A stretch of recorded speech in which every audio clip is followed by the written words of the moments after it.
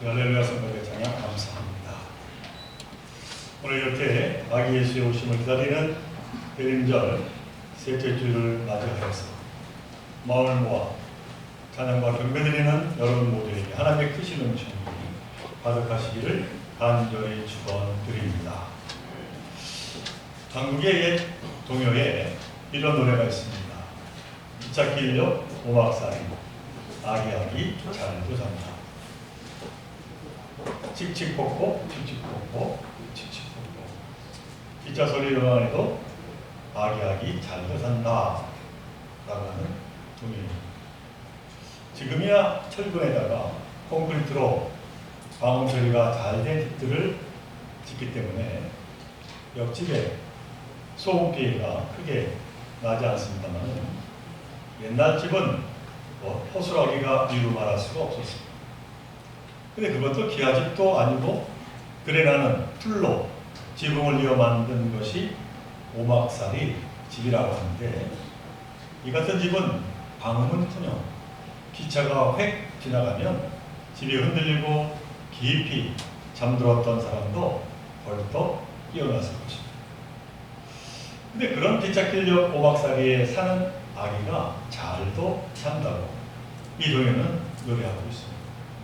그렇게 시끄러운데도 불구하고 어린 아기가 왜 그렇게 잘도 자는 것일까요? 그 까닭은 엄마 품에 안겨있기 때문인 것입니다. 낳으시고 먹이시고 입히시고 기차 소리에 놀라면 끌어안고 토닥거리시고 자식을 위해 자신의 모든 것을 희생하신 이 어머니의 사랑에 안겨있기에 밖에 온통 요란해도 아기는 잘도 자는 것이죠. 시편 121편 5절에서 8절을 보면 이런 말씀이 나옵니다. 여호와는 너를 지키시는 이시라. 여호와께서 내 오른쪽에서 그늘이 되시나. 낮에 해가 너를 상하게 하지 아니하며 밤에 달도 너를 해치지 아니하리로다. 여호와께서 너를 지켜 모든 환난을 면하게 하시며 또 내 영혼을 지키시리로다. 여호와께서 너의 출입을 지금부터 영원까지 지키시리로다. 이 자리에 계신 여러분 모두에게 이러한 하나님의 크신 은혜가 늘 함께 하시기를 간절히 바랍니다. 하나님은 진정 우리를 지키시는 분이시고 파수꾼이십니다. 그러게 우리의 파수꾼이신 하나님께서는 우리를 위해 졸지도 주무시지도 않는다, 그렇게 약속을 하셨습니다. 시편 21편 또 3절로 4절의 말씀입니다. 여호와께서 너를 실족하지 아니하게 하시고 너를 지키시는 이가 졸지 아니하시리로다. 이스라엘을 지키시는 이는 졸지도 아니하시고 주무시지도 아니하시리로다. 자, 그런데 오늘 읽은 이 마가복음 4장의 말씀을 보면서 이런 하나님의 약속과 좀 다른 내용이 나오고 있습니다.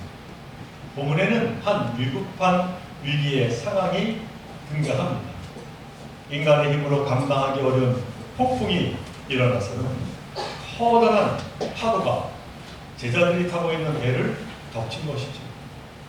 그런데 이 본문을 보면 예수님은 그 위급한 상황을 알지 못하시고 본인이 주무시기만 하십니다.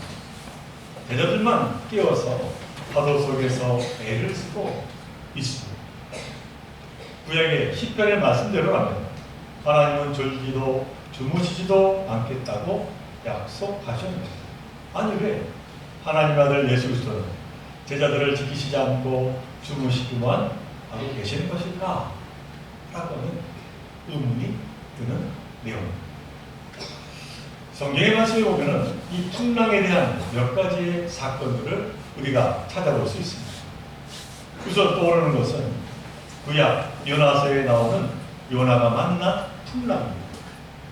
요나는 니느웨 성으로 가서 니느웨 백성들의 죄를 지적하고 하나님의 심판을 전하라 라고 하는 명령을 받습니다.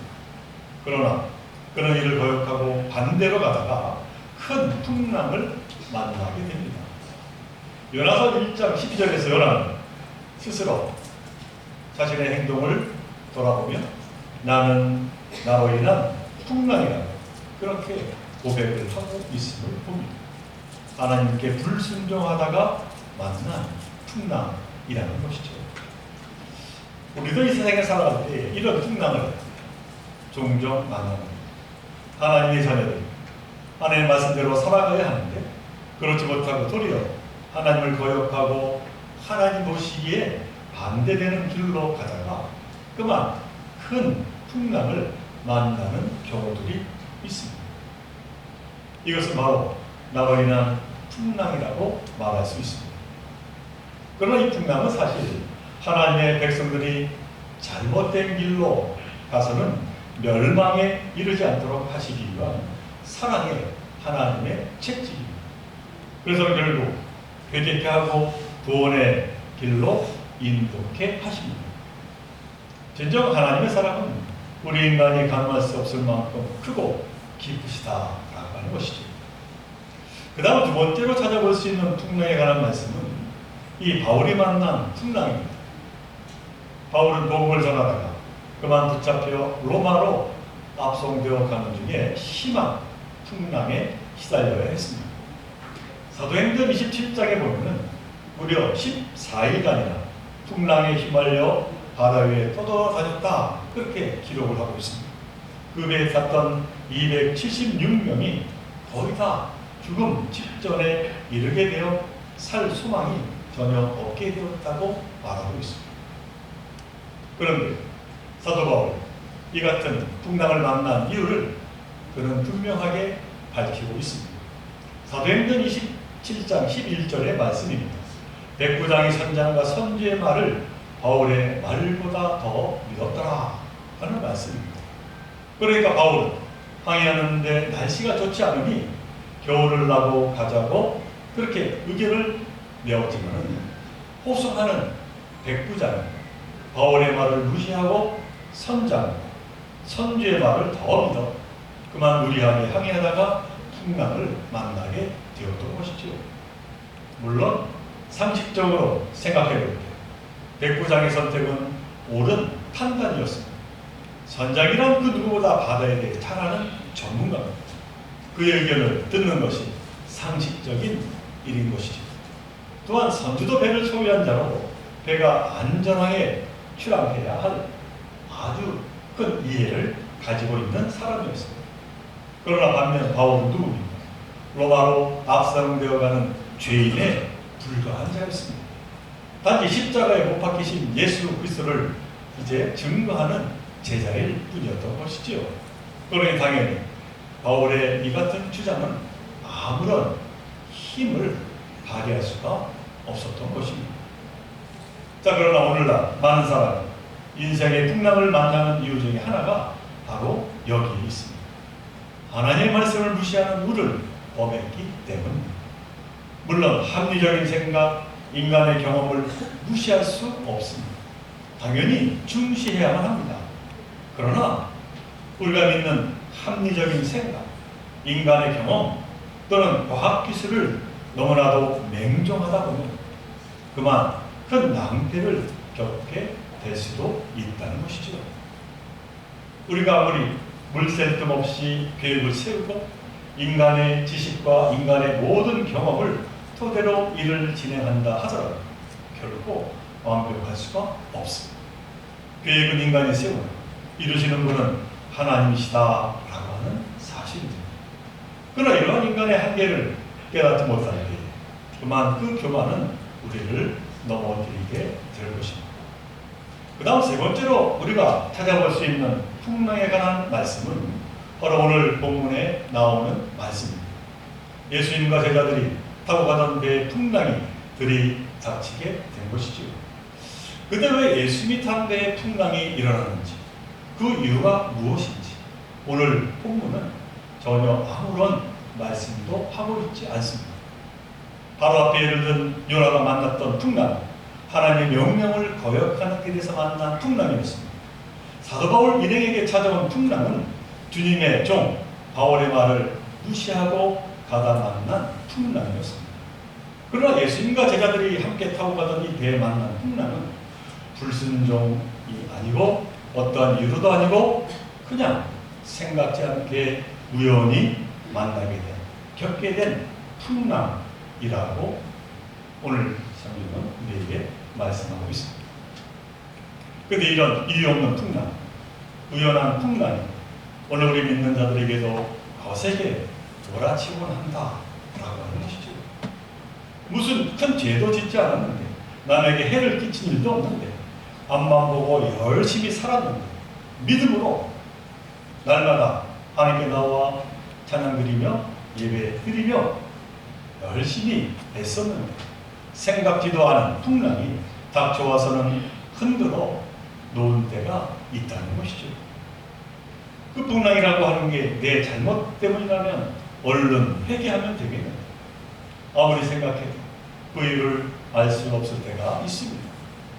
말씀에 따라 살지 않았기에 다시 말씀을 우리가 이제 삶의 지표로 삼고 살아가면 될 텐데, 그런데 그러한 이유가 아닌 풍랑이 우리에게 닥쳐 올 때가 있다는 것이죠. 그리고 이런 풍랑, 분명한 이유로는 풍랑보다 오히려 우리를 더욱 힘들게 하고 낙심하게 하고 절망하게 합니다. 뜻하지 않게 찾아온 병마, 뜻하지 않게 나에게 찾아온 사고, 뜻하지 않은 시련, 그만 우리를 크게 넘어뜨리고 절망을 시킨다는 사실이죠. 그러나 사랑하는 우리 성도 여러분, 이렇듯 이유 없이 찾아오는 풍랑으로 인하여 좌절하지 마시길 바랍니다. 아니, 이 풍랑이 나를 다시 세우는 너무나도 소중한 계기를 만들어주는 풍랑이 될 수 있음을 믿으시기를 바랍니다. 왜냐하면 이처럼 이유 없는 풍랑이 오히려 놀라운 은혜의 경험을 할 수 있게 해주기 때문입니다. 하나님은 당신의 사랑하는 자녀들을 공연히 괴롭히는 하나님이 아니십니다. 우리가 현재 그 이유를 모르고 있을 때 하나님께서 작정하신 선하신 이유가 분명 거기에 담겨있다라고 하는 사실입니다. 자, 그렇다면 오늘 본문에 나오는 이 풍랑 속에서 하나님께서는 우리에게 무엇을 말씀하시고자 하신 것입니다. 오늘 본문에서 하나님은 우리에게 너무나도 중요한 진리를 말씀하고 있습니다. 그것은 다름이 아니라 진정한 평화, 진정한 평안, 진정한 안식이란 어디에서 오는가, 이를 우리에게 말씀을 하고 있기 때문입니다. 오늘 본문에서 예수는 어떻게 해서 풍랑이 불고 바다가 들이치고 제자들이 우왕좌왕하는 아비규환 속에서도 그렇게 태평스럽게 주무실 수가 있었겠습니다. 그것은 바로 예수님 하나님 안에 늘 안겨 있었기 때문입니다. 예수님은 하나님이 인도하시며 함께 하심을 늘 믿고 의지했다라고 하는 것이죠. 졸지도 주무시지도 않으시고 파수꾼처럼 자신을 지켜주심을 예수님은 결코 의심치 않으셨다라고 하는 겁니다. 마치 기찻길역 오막살이에서 엄마 품에 고이 잠자고 있는 이 아이처럼 말입니다. 오늘 본문 말씀의 결론 부분에서 예수님은 바다를 잔잔하게 하시고 바로 제자들을 다음과 같이 꾸짖고 계십니다. 뭐라고 꾸짖고 계십니까? 아직도 믿음이 없느냐? 그러나 제자들은 여전히 예수님의 이 같은 말씀을 그들은 귀 기울이지 않았습니다. 아니, 이해하려고 하지 않았습니다. 제자들은 오로지 이제까지 삶과 죽음이 교차하는 풍랑 앞에서 겨우 목숨을 던진 것에 큰 위안을 받을 뿐이었습니다. 그리고 제자들은 아니, 이분이 누구이기에 바람과 바다까지도 복종케 하시는가? 거기에 놀라며 거기에만 온 정신이 팔려 있었음을 오늘 성경은 우리에게 말하고 있는 것이죠. 그러나 오늘 본문에서 우리는 제자한다는 자세로 분명하게 깨어 있어야 할 것입니다. 조금 전에도 말씀드렸습니다만 하나님은 어디에서건 그리고 언제나 우리와 함께 하시고 우리를 선한 길로 인도하신다라고 하는 사실입니다. 이 믿음을 가지라고 예수님은 제자들을 향해 말씀하셨습니다. 그러면 거센 바다가 치고 풍랑이 몰아칠지라도 흔들리지 않아 임마늘 하나님 안에 안겨 평화와 평안을 누리게 될 것이라고 말이죠. 이 세상은 거친 풍랑과도 같습니다. 위험이 여기저기에 도사리고 있습니다. 생각지 않은 시련이 닥쳐옵니다. 이처럼 수많은 위기 속에서 중심을 잡지 못한다면 우리는 그만 쓰러지고 넘어지고 말 것입니다. 그렇다면 우리는 어디에 중심을 두어야 하겠습니까? 여호와 하나님, 나의 중심이 되어야 할 것입니다. 주님이 나의 반석이심을 우리는 잊지 말고 살아야 하리라는 것이죠. 그러므로 사랑하는 우리 성도 여러분, 우리 모두 하나님을 향한 진실한 믿음을 갖기를 간절히 소망합니다.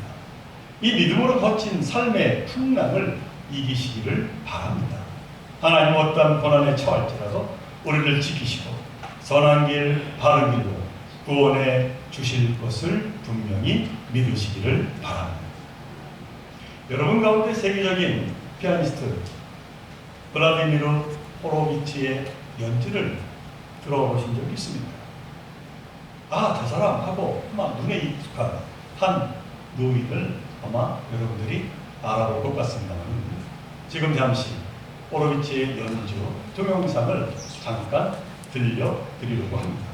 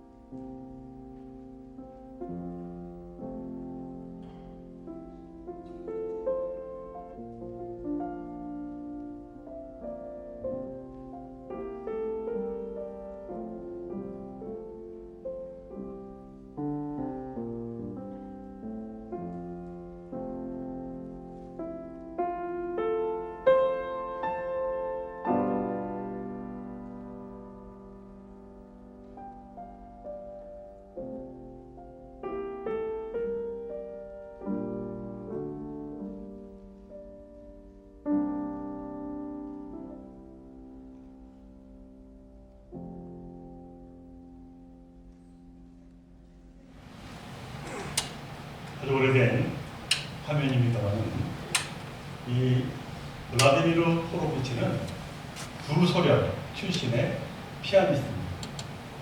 그는 20세기 최고의 피아니스트 중 한 사람으로 손꼽히는데, 1903년 10월 1일 우크라이나에서 태어나서 1989년 11월에 생을 마감했습니다.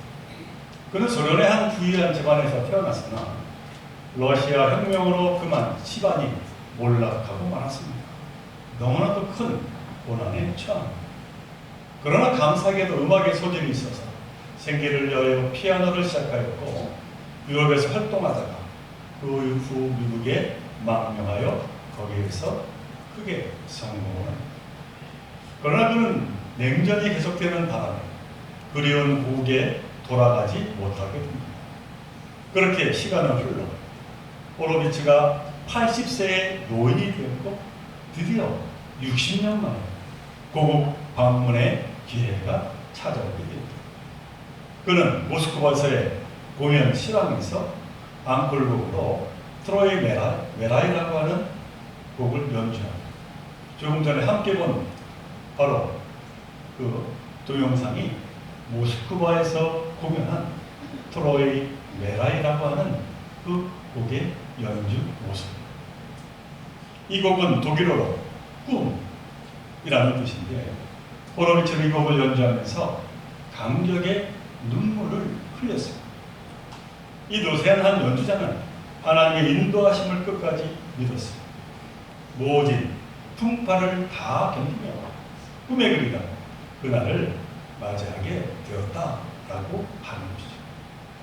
세계 모든 매스컴에서는 그때 그 순간 모든 인연과 대립이 사라지는 평화의 순간이었다. 그렇게 그들은 기록을 했습니다. 60년간의 인연의 대립과 그로 인한 상처가 모두 없어지는 너무나도 명장면이었다라고 이야기를 하고 있습니다. 사랑하는 종교 성도 여러분, 기차 소리 아랑도지 않고 엄마 품에 안겨 잠자는 아기처럼 참으로 생각지 않은 모진 풍파를 겪었지만은 그러나 다시 일어설 것을 믿어 의심치 아니하며 결국에는 함께 눈물 흘리며 꿈을 실현했던 한 연주자의 그 모습처럼 성난 파도에 평화롭게 잠자던 예수처럼 하나님이 함께 나와 하시며 의심치 아니할 때 그 믿음으로 우리는 꿈과 빌릴 수 없는 평화와 평안의 삶을 살아가게 될 줄로 믿습니다. 우리는 지금 대림절을 보냅니다. 아기 예수께서 이 땅에 오신 것은 바로 이와 같은 우리에게 참 평화를 주시기 위함입니다. 그러므로 우리는 이와 같은 하나님의 크신 사랑을 기억하며 또한 이 평화를 나누며 살고자 다짐하는 그와 같은 대림절을 보내야 될 줄로 믿습니다. 이 시간 다시 한번 우리와 임만을 함께 하시는 졸지도 주무시지도 아니하시는 하나님을 언제나 바라보는 그 믿음 가운데 날마다 승리의 삶을 살아가는 저와 여러분 모두가 되시기를 주님의 이름으로 간절히 축원을 드립니다. 함께 기도하는 사랑하는 하나님, 참으로 저희 삶을 되돌아볼 때마다 제자들의 삶의 모습을 가지고 있음을 고백을 합니다. 생각지 않은 여러 가지 어려움 속에서 우리는 그만 흔들리고 쓰러지고 낙심합니다. 그때 예수께서 말씀하십니다. 아직도 믿음이 없는 자라고 말이지. 사랑하는 하나님 바라보는데 오늘 우리의 말씀을 다시 한번 마음에 남게 하시고 어떤 형편과 처지와 상황 속에도 나와 함께 하시는 임마누엘 하나님을 바라보며 능히 험한 세상을 이기는 저희들 모두가 되게 하여 주옵소서. 그 귀한 사랑을 또한 전하며 나아가는 우리 좋은 꾀가 되게 하여 주옵소서. 이 모든 것 간절히 바라볼 때마다 우리 생명 되시는 예수님의 이름으로 기도드리옵나이다.